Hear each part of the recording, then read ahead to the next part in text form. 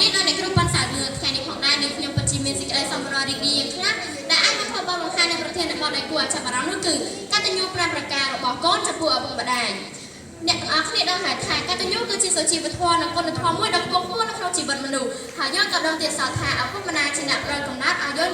ឲ្យកូននីមួយហើយមិនត្រឹមតែបានផ្ដល់កំណត់នោះទេឪពុកម្ដាយថែមទាំងអប់រំព្រៀនប្រដៅយើងឲ្យក្លាយជាបុគ្គលល្អនៅក្នុងសង្គមជាតំពាំងស្នងរិស័យហើយជាពិសេសជាសសរទ្រូងនៃប្រទេសជាតិដ៏រឹងមាំមួយដែរដូច្នេះតើយើងគួរធ្វើដូចម្តេចដើម្បីឲ្យឪពុកម្ដាយរបស់យើងរីករាយអង្គវេទិកាទាំងមូលជាទីគោរពដើម្បីជាភ្លើងបំភ្លឺប្រធានបទនេះឲ្យកាន់តែខ្ពស់ខ្វាយនិងស៊ីចម្រើនបន្ថែមទៀតនោះសូមអនុញ្ញាតឲ្យនាងខ្ញុំពន្យល់នៅពាក្យគន្លឹះជាមុនសិន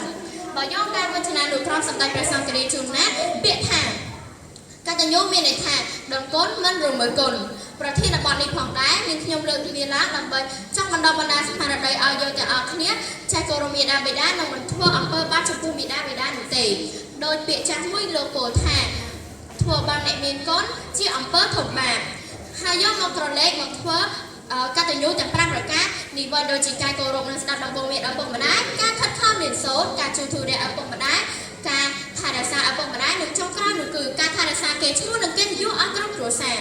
ដូច្នេះកុំបន្លាយពេលវេលាដ៏មានតម្លៃឲ្យកាន់តែយូរយកមកស្ដាប់នៅតែថៃកោទី1ការគោរពនិងស្ដាប់ដំបូន្មានឪពុកម្ដាយយើងទាំងអស់គ្នាត្រូវស្ដាប់ដំបូន្មានឪពុកម្ដាយឲ្យបានខ្ជាប់ខ្ជួនហើយត្រូវពិចារណាអ្វីដែលគាត់បានប្រាប់យើងរួចអនុវត្តនៅទង្វើនោះហើយត្រូវគោរពគាត់គ្រប់ពេលវេលាគ្រប់នីតិគ្រប់វិនាទីទាំងអស់មិនត្រូវជ្រលើសមើលដាក់គាត់នោះទេ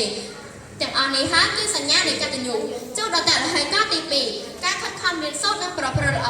យើងទាំងអស់គ្នាត្រូវខិតខំរៀនសូត្រទាំងនៅក្នុងបរិវេណសាលាទាំងក្រៅបរិវេណសាលាហើយត្រូវគោរពលោកគ្រូអ្នកគ្រូដែលជាឪពុកម្ដាយទី2របស់យើងត្រូវមានទំនាក់ទំនងល្អជាមួយមិត្តភ័ក្តិទាំងអស់ចូលដល់តែហើយកោទី3ការជួយធុរៈអ្នកមានគុណយើងត្រូវជួយធុរៈពួកគាត់ឲ្យអស់ពីសមត្ថភាពដូចជាការជូតផ្ទះសម្អាតផ្ទះលាងចានបោកខោអាវឬក៏មើលថែបងប្អូនជាដើមហើយមិនត្រូវបង្កបញ្ហានៅក្នុងគ្រួសារដែលធ្វើឲ្យឪពុកម្ដាយគាត់ច្រើនបារម្ភពីយើងនោះទេចូលដល់តែហើយកោទី5ជាប្រការចុងក្រោយផងដែរចូលដល់តែហើយកោទី4ជាប្រការទី4ការថែរក្សាឪពុកម្ដាយឧទាហរណ៍បើសិនជាពួកគាត់ចាស់ជរាទ្រង់ខ្លាំងឬមានជំងឺប្រចាំកាយយើងទាំងអស់គ្នាត្រូវបញ្ជូនគាត់ទៅមន្ទីរពេទ្យឲ្យឆាប់រហ័ស